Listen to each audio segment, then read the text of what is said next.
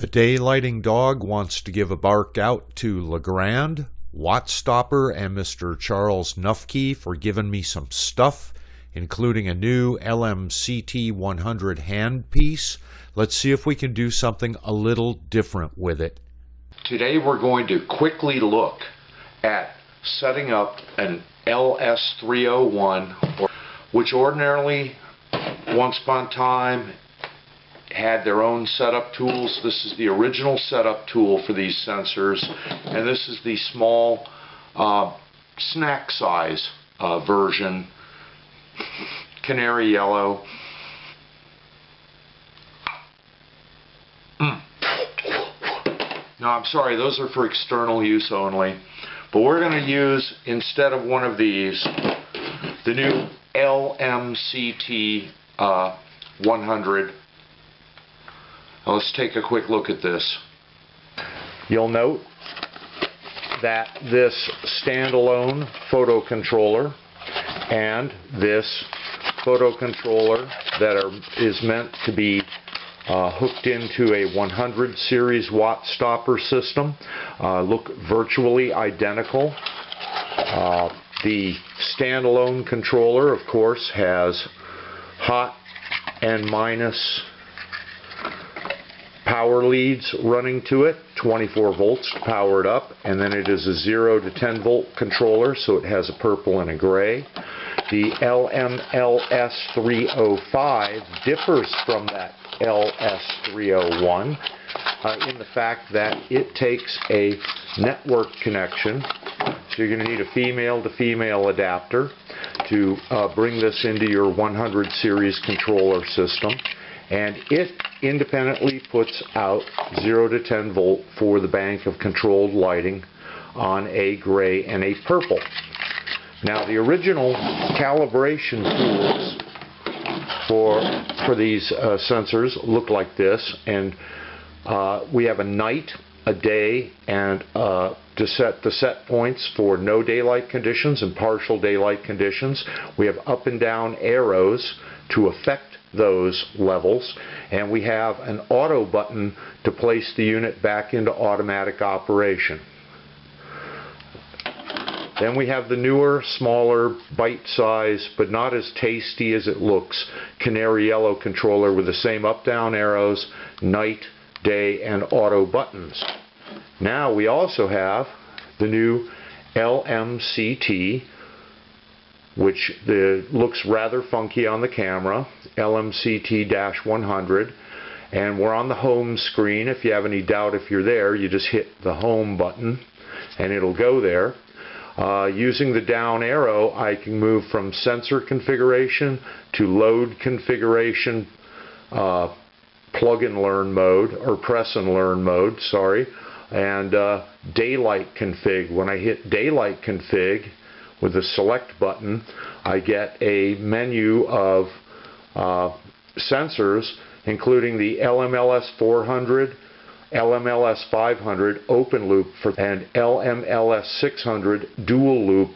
So the LMLS-400, 500, 600, these will go on DLM-200 series room controllers.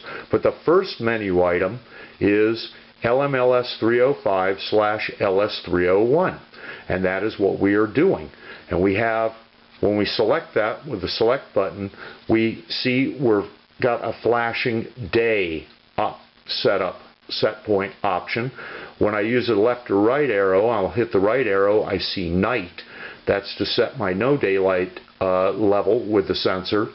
And when I hit it again, I see auto, and that's very important because when we're done with putting in our night set point, our partial daylight set point, we have to put the unit back in auto to get it to go back into operation. And then, of course, when we're done with that, we'll hit home and go back home. So let's see how well this works. So let's see where it sits before we reset it.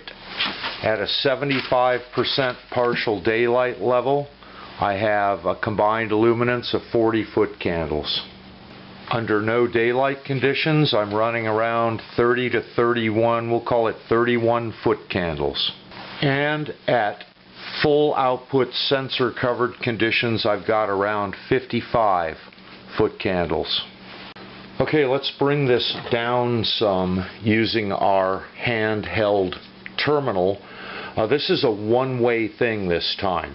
It's not like setting up a 200 series where they talk back and forth. Daylight configuration, going to pick the LS-301, LS-305. I'm going to bring the no daylight condition down to about 40 and the partial to 45. So I use my right arrow to select night, and one difference is you don't have to hold down the buttons on this thing. I push it, the sensor winked. Okay, it now says I'm in night setup, so I'm going to use the up and down arrows pointed at the device to bring it down to about 40. There's 39.9. Well, I guess that's about 40. Now, you don't have to hold this down to get the continuous winking, but I do believe you need to hold the controller pointed at the photo controller, or the handheld terminal pointed at the photo controller. So I'm going to push and release. I see continuous flashing, hard red. Okay, off, hard red, off. I've now stored my nighttime set point, and it's around 40 on the meter. So I'm going to turn this off, and when I do this I'm also cutting power to the sensor, but because I've stored my nighttime set point, it's going to be in there. So you can literally go around, if these are large areas with one daylit zone in that area, you could literally be setting it up like this, and you can go around and set all of them for your nighttime level, and as long as you've stored that set point, it's going to hold it, and then you can come back and pushing the arrow select daytime. I'm putting in 30 foot candles of daylight. I'm re-entered, which is about 75% partial daylight. So we set the reference for 40, and I am now going to hit day setup, and I'm going to use the up and down arrows to bring it to about 45. So here we go, 47, 46, 45.3. That's close enough for me. Once again, holding it so the sensor can see it continuously, I push and release the select button. I have flash, flash, flash, flash, flash, flash, flash, goes solid. Now I don't have to keep pointing at it, goes solid again, and the daytime set point is stored, and we're at 45. So now we just need to use the arrows. I'm going to use the left arrow until it says auto, and I'm going to hit it and release it, and I see a wink from the sensor, which means I'm now in auto, and I'm sitting at 45, and we're just going to go ahead and double check this system. Now, I've written these down backwards, doesn't matter. You can make these checks anytime you want on any of these levels. My no daylight reference illumination is 40 foot candles. Now I'm going to cover the sensor and we'll double check our full output. Okay, our full output is 55, which is about what we saw before. This is an incandescent light source in here being used for daylight, so our full output's 55. Our reference illuminance, our no daylight setting of 40, stuck fine. Let's do a partial. I'll dial in 30 foot candles of illumination meant to simulate the sun. There it is, 30.5. Bring the control lighting back on and let's see where we land. We need to be between 40 and 60. Those are the rules. And it looks like I'm fluctuating between 45 and 44.8 and 46. We'll call that a 45 for our partial daylight level, which is right where we set it. And we're going to do one more additional step because we're here. We are going to take the full daylight electric. So here we go. I'm going to dial in 60 foot candles, 150% of our reference illuminance as daylight, and then we're going to turn it back on, and we're going to let the lights turn down. I'm at 86. It's got a ways to go down. So under a full daylight test, I'm reading about 63 on the meter.